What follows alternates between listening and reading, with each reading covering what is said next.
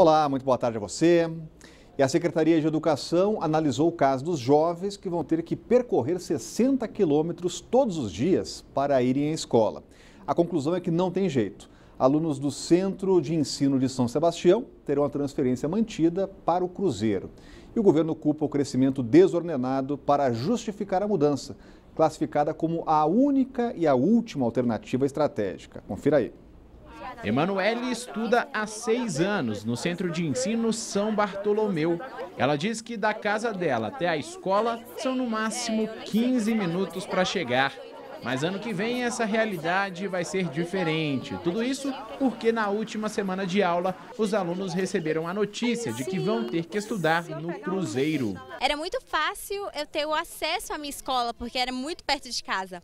Agora talvez com essa provável mudança para o Cruzeiro, vai ser muito mais difícil, porque eu vou ter que levantar praticamente 5 horas da manhã, de 4h30 a 5 horas da manhã, a gente teria que pegar um ônibus para a rodoviária e de lá pegar um para o Cruzeiro. A partir do ano que vem, vão ser 60 quilômetros para chegar até a nova escola.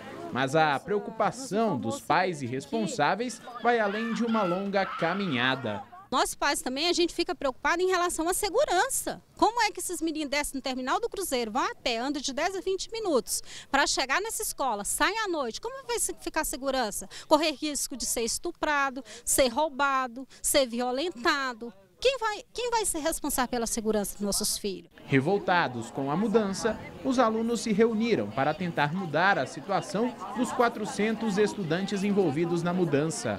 Eles resolveram fazer um abaixo-assinado para impedir a alteração. É muito ruim isso que eles fizeram com a gente agora. Aí por isso que a gente está fazendo isso para continuar estudando aqui em São Sebastião, para pelo menos permanecer aqui em São Sebastião. Em nota, a Secretaria de Educação disse que essa foi a melhor alternativa do ponto de vista educacional, financeiro e administrativo para atender a demanda crescente de alunos na região. A opção de deslocamento para outra região é a última alternativa de estratégia de matrículas para o ano de 2018. Isso arrasou muita gente, a gente não está sabendo nem se vai estudar ano que vem.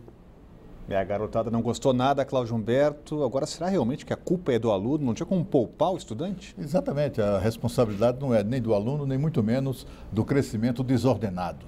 A culpa é do governo, a culpa é da incompetência da Secretaria de Educação, que tinha que ter previsto isso. Isso se chama planejamento. Deve ter certamente lá dezenas de burocratas que ganham o nosso dinheiro para compor a área de planejamento da Secretaria de Educação. Essa gente aí é que deveria ceder lugar a esses alunos. Eles não têm culpa nenhuma da incompetência da Secretaria de Educação de prever esse tipo de situação.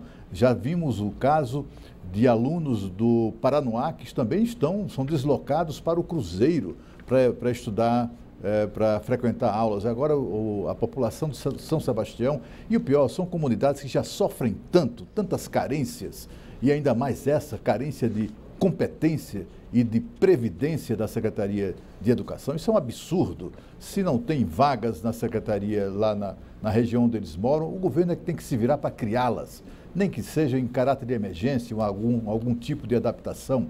Não pode submeter essas crianças, esses jovens, a um percurso de 60 quilômetros para exercer o direito que eles têm, que todos têm, previsto na Constituição, o direito de acesso à educação. Olha, o trânsito complicado na manhã de hoje, próximo à Vila Telebrasília, um acidente envolvendo um ônibus de turismo e um carro deixou 3 pessoas feridas.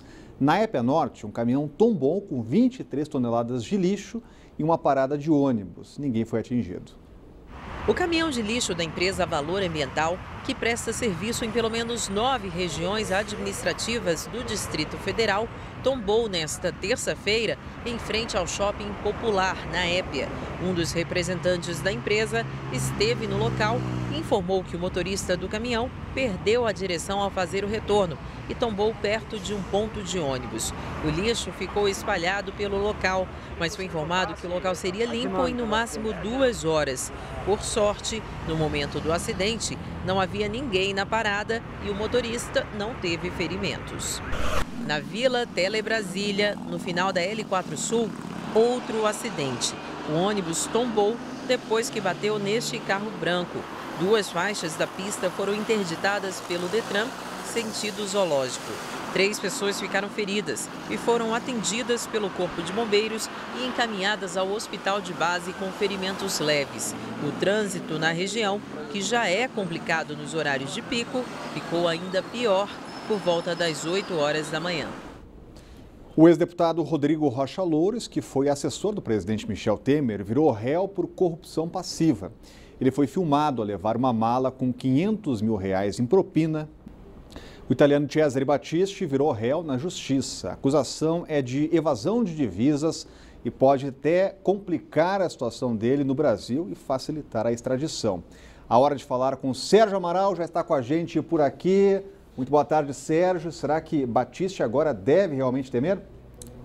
Boa tarde a você, Rodrigo, Cláudia, a todos que nos acompanham. Olha, deve sim, deve se preocupar bastante, viu? O Battisti foi preso no começo de outubro na cidade de Corumbá, no Mato Grosso do Sul, tentando atravessar para a Bolívia com mais de 20 mil reais em dinheiro vivo. Só que a legislação brasileira não permite que o brasileiro saia para o exterior com mais de 10 mil reais em dinheiro vivo. Na época ele conseguiu um habeas corpus, em poucos dias ele foi liberado, mas agora, ontem, para ser mais exato, a Justiça Federal do Mato Grosso do Sul aceitou a denúncia do Ministério Público e vai julgá-lo por evasão de divisas. Na época da prisão, Rodrigo, o Battisti disse que estava indo à Bolívia simplesmente para comprar material de pesca, casaco de couro e vinho. Só que a suspeita é de que ele estaria tentando se mandar fugir da Bolívia para ficar livre aqui no Brasil de um eventual processo que o levaria de volta à Itália a partir de um processo de deportação. Como é que é essa história toda? Por que chegou até nisso tudo? Na década de 70, Battisti foi julgado e condenado lá na Itália por atos terroristas que incluíam a morte de 4 pessoas. Ele sempre negou e aí fugiu da Itália para a França, depois fugiu da França. Em 2007, ele acabou preso aqui no Brasil, no Rio de Janeiro. Em 2009, o Supremo Tribunal Federal, a pedido do governo italiano, aprovou a deportação de Battisti, mas o governo Lula, o presidente Lula, decidiu mantê-lo aqui no Brasil, alegando atos humanitários. O Ministério da Justiça já havia considerado Battisti um refugiado político e, por isso, então, Lula nem deu pelota para a decisão do Supremo Tribunal Federal. Mais recentemente, há 2 anos, a Justiça Federal de Brasília também determinou a deportação de Battisti. Ele recorreu e o caso está no Supremo Tribunal Federal, que pode decidir a qualquer momento.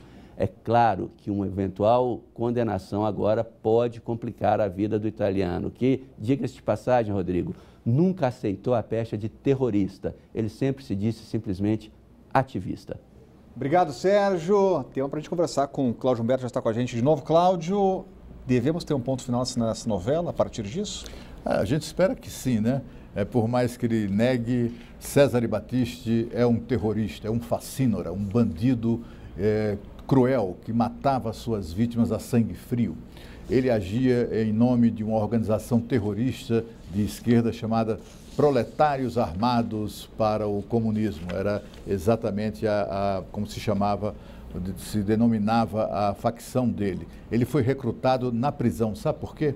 Porque ele foi preso pelos crimes de assalto e estupro.